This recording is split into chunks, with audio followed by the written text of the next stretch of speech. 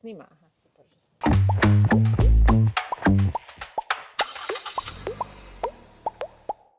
Dobrodošli v podcastu Po desnem pasu. Danes pa se nahajamo na slovenski obali in z mano je kandidat za državnozborske volitve v izolskem okraju, Gregor Perič. Živijo, Gregor. Lep pozdrav in hvala za povabilo, hvala za priložnost, da še kaj zanimivega povemo. Ja, z veseljem. Zadnjič smo mi že imeli skupaj z Lukom en zelo zanimiv pogovor, ne? Smo odprli veliko zanimivih tem.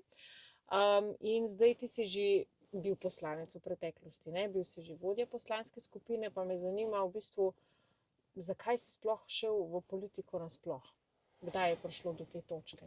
Zanimivo vprašanje. Jaz sem bil kar nekaj časa zelo blizu politiki, ampak nisem bil del nje. Predvsem v nevladnem sektorju sem pač spremljal politiko v smislu mladinske politike. To je nekaj čisto drugega, kot to vidimo danes. Predvsem so bila prizadevanja v smeri tega, da imajo mladi čim boljše pogoje za življenje, študij, za stanovanjske pogoje in podobne stvari. To je kar nekaj časa od tega, tako da politiko sem videl, sem jo tudi na nek način občutil. Včasih smo imeli kakšne take zanimive volitve, pa so se potem ljudje tako ali drugače grupirali.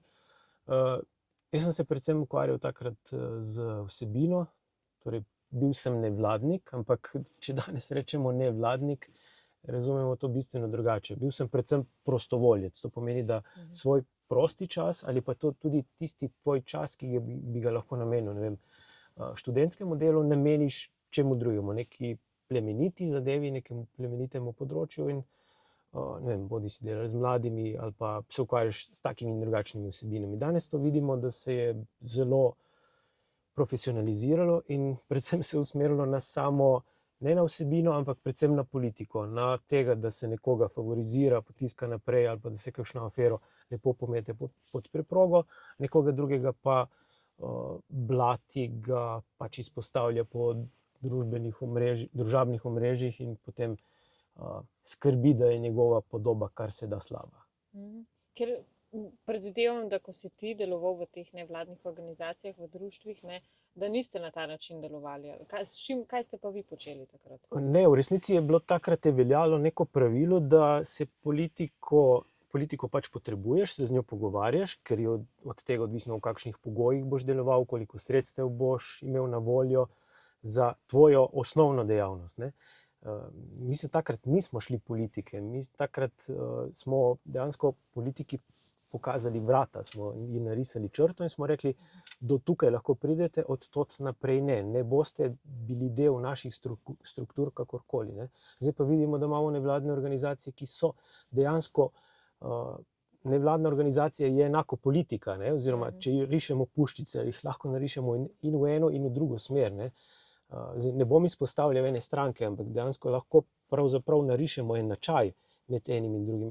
In to je problem v bistvu našega volilnega sistema ali pa političnega sistema ali pa demokracije v širšem smislu, ker na ta način potem neke stranke recimo se morajo držati nekih pravil in če naredijo že samo minimalen, majhen prekršek, nenamerno, ne, zaradi bodisi nepoznavanja ali pa čisto z nekega lapsusa, dobijo neko gromozansko kazen, na drugi strani pa imaš nekoga, ki pokriva celoten medijski spekter, ki se lahko financira iz tujine, ki lahko dobiva dotacije iz 101 konca in izvaja neke aktivnosti, ki politična stranka jih ne more oziroma jih niti ne sme in bi bila zato kaznovana. Tako da tukaj spet imamo eno tako igro oziroma taki pogoji so se izpostavili, ko niso enaki za vse, ne. In teh krivic oziroma teh neenakosti, čeprav o tem oziroma generator vseh teh neenakosti najdemo prav tam oziroma pri tistih ljudeh, ki najbolj govorijo o tem, kako se moramo proti neenakostim boriti, ne. To je ta zanimiv del.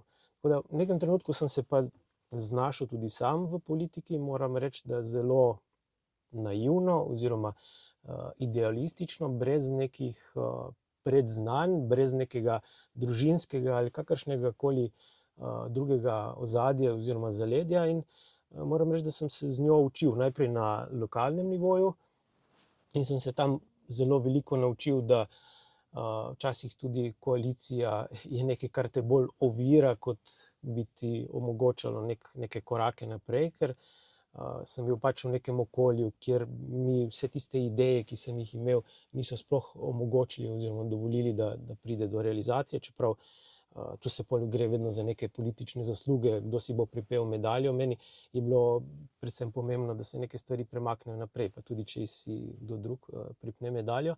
In sem videl potem, da moraš imeti neko širino, ne? Da samo zaletavanje, da je nekdo grd ali slab, ne gre, in da moraš tukaj pač poiskati čim več nekih zaveznikov. In moram reči, da ker je bil tudi moj dejansko prvi stik tudi z SDS-om, s svetniki SDS-a, in smo imeli vedno korektne in odnose. Potem pa ob izvolitvi za poslanca se je pa moje tako učenje politike čisto na ta praktičen, izkustveni način še toliko bolj pospešil, in že takrat v vladi gospoda Šarca, kjer je bila manjšinska na nek način, in sem dejansko videl, kako lahko peljeta dve različni osebi eno manjšinsko vlado. Od tega, da rečeš, da pač nimamo glasov in se nič ne da in se nič ne premakne in se nič ne zgodi, do tega, da imaš nekoga, ki to igro zna peljati, pa se speljejo tudi reforme, ki jih, verjamem, tudi zdajšnja vlada z zelo udobno večino ni v stanju speljati. Tako da tu pač pridejo do izraza tista znanja, izkušnje, sposobnosti, tudi vizija, ne? Ker če nimaš neke ideje, ker jaz pogrešam predvsem v politiki danes ravno to pomanjkanje te ideje, te vizije, da se boriš za neko stvar. Tu se gre, dostikrat vidimo, samo da greš proti nekomu, da razbijaš škatle, kot bi pri nas rekli, ne? Narediš vse, da nekdo pač ne pride na oblast, ko pa si enkrat, ko se znajdeš za tisto mizo, ko moraš odločati, potem pa ni nobene pametne ideje, nobene izkušnje, nič, na kar bi se baziral, ne obvladaš veščin neke politične komunikacije, vse tvoje konkurente kvalificiraš kot nasprotnike, ki jih je potrebno uničiti, spraviš se na medije, seveda, ker so kdaj kritični in povejo ali pa napišejo kaj takega, kar ti ni všeč. In to tudi danes gledamo, ravno danes, ravno zdaj na RTV-ju, recimo, kadar ugotavljamo oziroma vidimo, kako je bila oddaja Tarča, ki bo jutri, danes je torej sreda, dejansko cenzurirana, ne, zaradi pritiskov iz, lahko rečemo, vladne oziroma največje vladne stranke, kot je razumeti, ker so se pač malo lotili pa ugotavljajo, kaj se dogaja v Darsu in podobne stvari, ne. Tako da mi imamo nek resen problem, ker nam je nivo kvalitete politike izjemno padel. To se pozna in pri poslancih in pri ministrih, in zato se ni presenetljivo, da so tudi rezultati te vlade, kakršni so. Praktično jih ni, česarkoli se lotijo, naredijo še večjo katastrofo. Vidimo na področju zdravstva, pa vidimo na področju sociale, dolgotrajne oskrbe. Lahko bi res naštevali, ne? Na področju prometa. Skratka, enostavno nimajo vizije in tudi se ne znajo pogovarjati. Vidimo niti znotraj koalicije, znotraj teh koalicijskih partnerjev, teh treh strank, ti manjši partnerji pač sem pa tja povejo, oziroma če znamo prebrati med vrsticami, da je dialog na izredno nizki ravni, in potem razne solo akcije, ki so pa potem dostikrat škodljive. Morda se fajn sliši tudi s povišanjem minimalne plače, ampak pač tistega dela tihega pa ne povejo, ne? Da se bojo potem dvigale cene, da bodo nižji drugi socialni transferji in kup drugih stvari, ne? Ki potem to razliko, ki se sicer po številki lepo vidi, ampak potem jo izničijo, ne? Tako da so ljudje kvečjemu potem še na slabšem. Ja, ravno ko si omenil, da v bistvu ta opcija, ki nam zdaj vlada, nima neke vizije, ne? Oni so se konec koncev povzpeli na oblast tudi z bolj kot ne s sovraštvom, ne? S hujskanjem proti političnemu nasprotniku, programa pa dejansko ni, ne? In tudi zdaj, pred temi volitvami, so začeli početi enako, ne? Se pravi, svojo volilno bazo želijo predvsem angažirati s temi, kako bi rekla, njihov program je proti nečemu, ne, proti političnemu nasprotniku in smo bili priča tudi izjavi filozofa Borisa Vezjaka, da pričakuje, da se stranke povežejo v neko koalicijo proti Janši. To je potem seveda tudi Inštitut 8. marec z veseljem delil, to podporo, ne. Mislim, kako to komentiraš?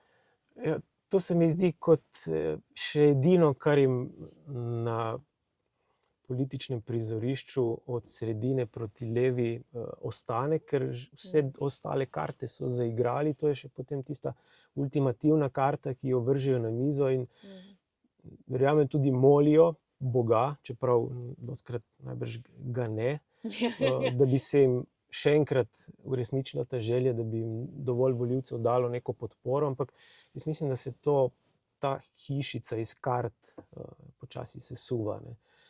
In po moje je panika kar velika, to vidim tudi pri odzivih, tako na družabnih omrežjih, pa vidim tudi veliko odzivov ljudi, ki nikoli niso bili naklonjeni neki desno-sredinski opciji. Enostavno ugotavljajo, da se je ta prostor od sredine proti levi tako zelo izpraznil, tako zelo izčrpal, tako zelo izpel, da preprosto je potrebno poiskati druge rešitve, ne. Zdaj to zaklinjanje proti temu, proti onemu, ne vem, če pogledamo neke razvite zahodne demokracije z neko dolgo demokratično izkušnjo, tega ni. Sploh v okoljih, kjer ustvarjaš neko večinsko vlado, ne, kjer je ta politični prostor bolj razgiban, ko nimaš samo dva pola, ampak je potrebno delati neke koalicije in Slovenija je tako okolje, vedno se je nekako delila na 3 tabore, na socialdemokratskega, socialističnega, kakorkoli, na liberalnega in bolj na konservativnega. In to pač nas sili k temu, da ohranjamo nek dialog in da sodelujemo. No, in vsi ti pozivi v bistvu zanikajo v samem bistvu, ne, demokratičnem, to zaradi česar politik je tam postavljen. Pač pogovarjati se mora čisto z vsemi, ne, in poiskati najbolj optimalno rešitev, ne. Takrat dobiš tudi najboljši rezultat. Zdaj pa, če greš na tisto minimum, ne, da spraviš skozi zakonodajno proceduro, vedno je nekdo, ki je malo bolj, nekdo malo manj zadovoljen, ampak videli smo v teh 4 letih, pa jaz verjamem, da je zelo nesmiselno, če bi to še ponovili za 4 leta, da tak način dela enostavno ne prinaša rešitev, prinaša samo še dodatne težave, namesto da bi se z nekimi problemi soočili, da bi se lotili nekih reform, pa koliko jih je bilo napovedanih, mislim, da 8 ali 9, nekaj takega. Dejansko dobimo neke podsisteme, zdravstveni je tak zelo lep primer, ne, ko se je lepo izkazalo, da je še toliko bolj sesut, da se iz njega izganjajo zdravniki, zlasti tisti najboljši strokovnjaki, ki so mednarodno priznani, in potem do česa praktično ugotovimo, da pridemo. Prvič se izgubi zaupanje zaposlenih znotraj tega sistema in iščejo rešitve druge. Drugič tudi naše državljanke in državljani, ki za to storitev plačajo vnaprej, ne, pa jo ne dobijo in potem iščejo spet rešitve drugje, bodisi v zasebnem sektorju ali pa tudi v tujini. Skratka, dela se ena ogromna škoda, ne, ker enkrat, ko je ta škoda narejena, ti težko potem toliko izboljšaš pogoje, pa te ljudi spet nazaj pritegneš, ne. Potrebno je ogromno energije in časa, ne. Tisti oddelek maksilofacialne kirurgije, ki je dejansko čez noč je zmanjkal, je izginil, ne.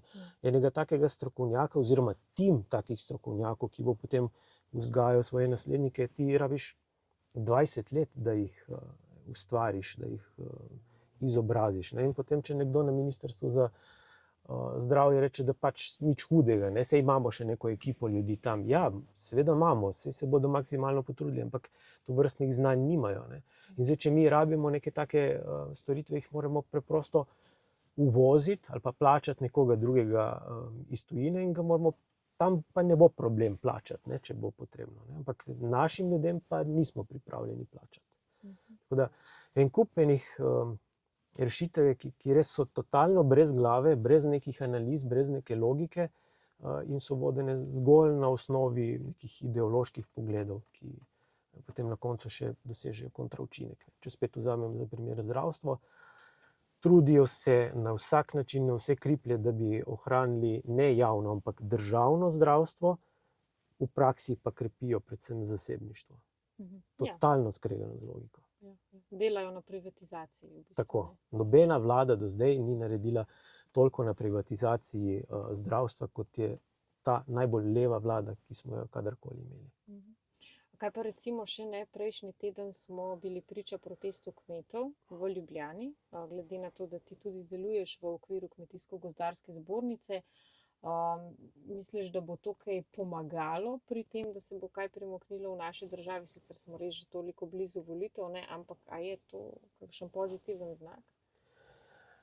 Težava kmetijstva, bom tako rekel, se je začela predvsem oziroma izjemno spotencirala z zamenjavo ministrice. Kadar je bila ministrica še gospa Šinko, je bila strokovnjakinja na svojem področju in je posamezne neumnosti, ki so jih prišepetovalci oziroma prišepetovalke prinašali na ministrstvo, tudi ustavila. Ne.